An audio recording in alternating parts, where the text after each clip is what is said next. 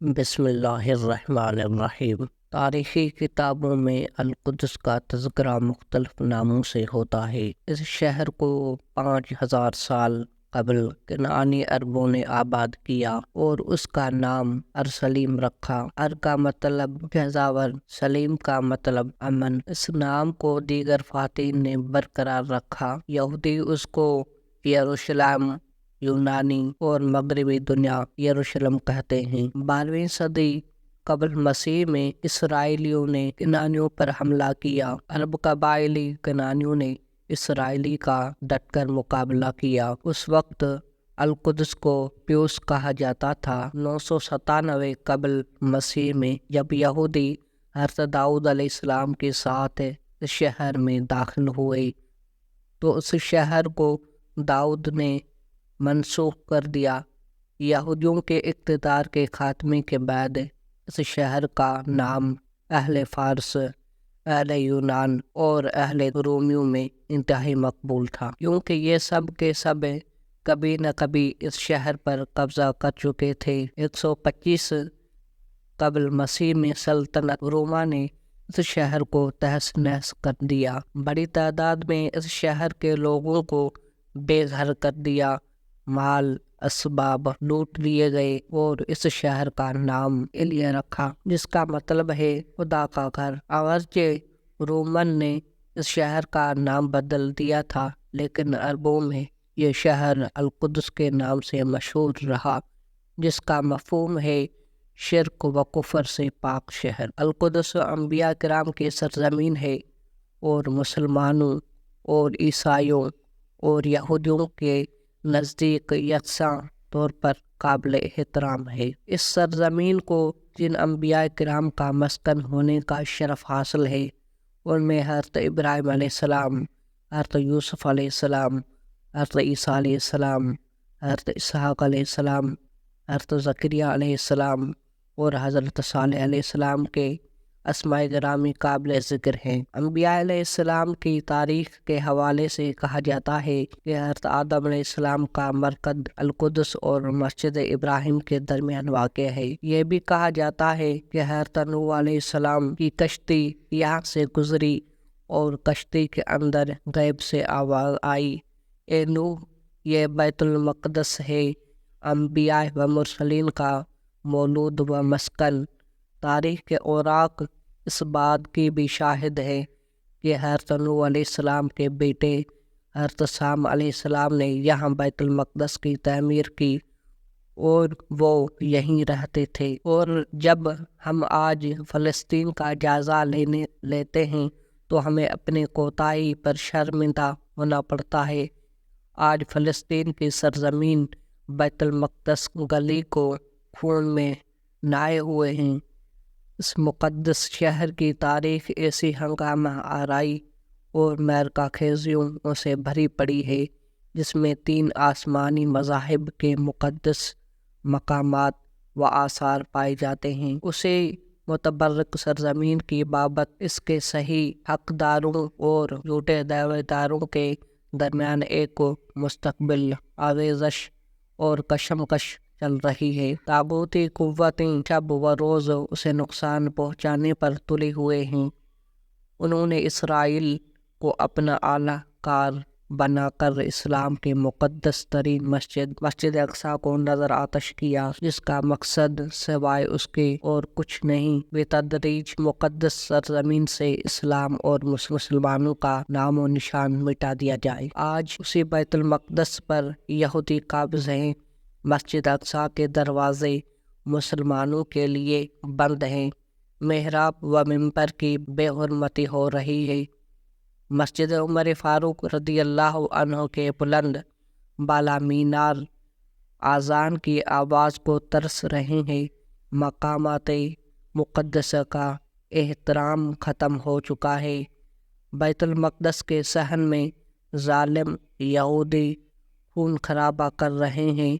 مسلمانوں کی قبل اول میں داخل ہونے والے مسلمانوں کو گولیوں سے چھلنی کیا جا رہا ہے، اور آج فلسطین بیت المقدس کے در و دیوار ایک سلطان صلاح الدین ایوبی رضی اللہ عنہ کا انتظار کر رہے ہیں۔ پچھلے 2500 سال سے یہودی دنیا پر حکومت کرنے کا خواب دیکھ رہے ہیں۔ یہودی دانشوروں اور لیڈروں کا کہنا ہے کہ اب اس خواب کو عملی جامہ پہنانے کا وقت آ چکا ہے۔ اسرائیل کا قیام اس خواب کا پہلا قدم ہے اور دوسرا قدم یروشلم اور مسجد اقصی پر قبضہ۔ یہودیوں کا ماننا ہے کہ اس جگہ پر 2500 پہلے بہت ہی عظیم عالیشان سلیمانی مندر تھا۔ یہ مندر جسے وہ ہیکل سلیمانی کہتے ہیں، یہودیوں کی عظمت کی نشانی ہے۔ اسے رومن بادشاہوں نے تباہ کر دیا تھا۔ جب تک ہیکل سلیمانی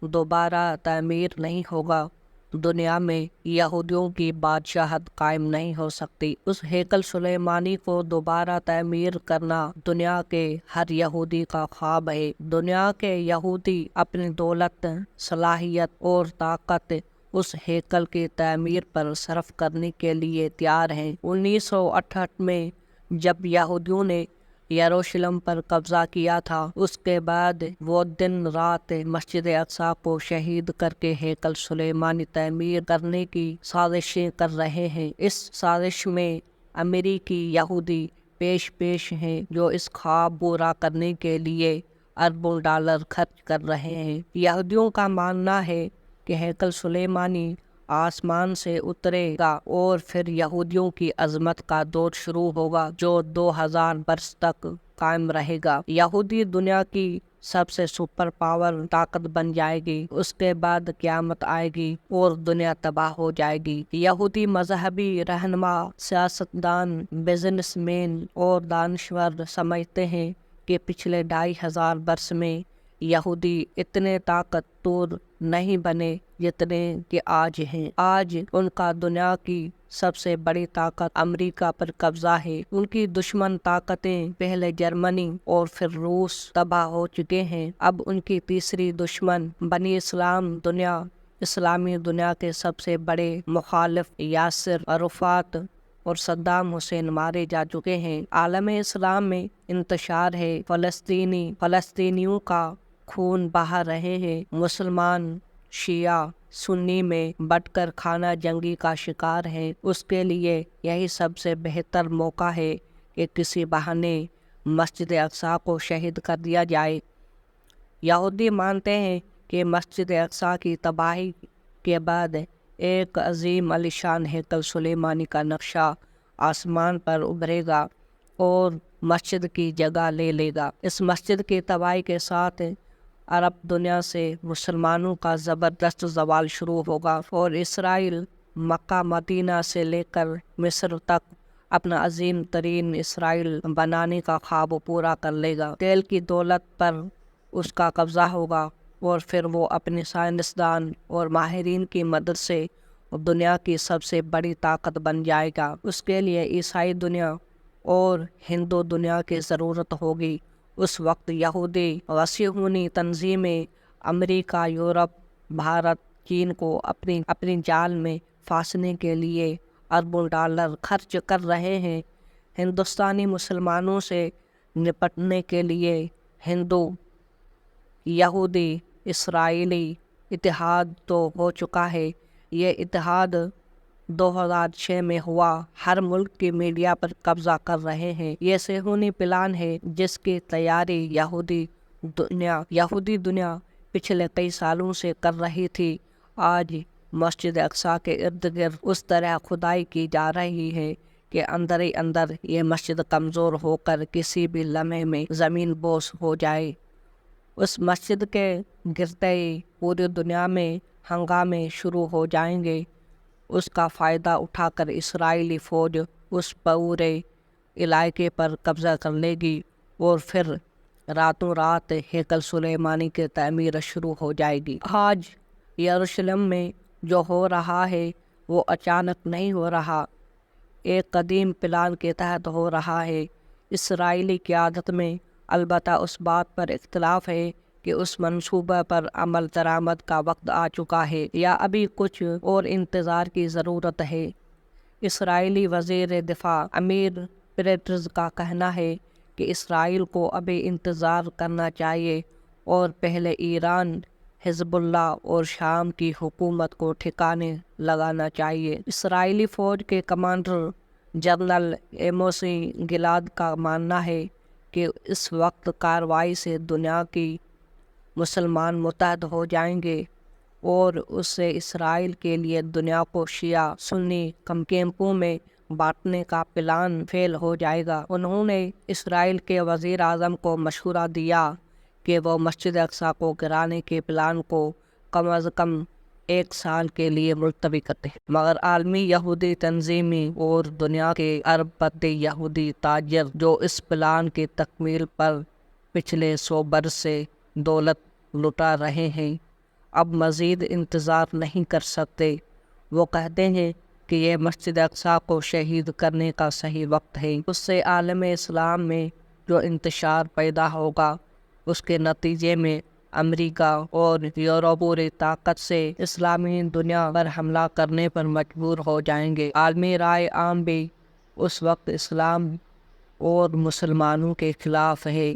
مسجد اقصی کی شہادت سے عراق، ایران کا مسئلہ سیاسی نہیں مذہبی بن جائے گا اور پوری دنیا کے غیر اسلامی ملکوں اور تہذیبوں کو متحد کر کے اسلام کے خلاف جنگ چھڑی جا سکتی ہے۔ ایسا لگتا ہے کہ فی الحال یہودی مسجد اقصی کے گرد خدائی کر کے عالم اسلام کے رد عمل کو بھانپ رہے ہیں۔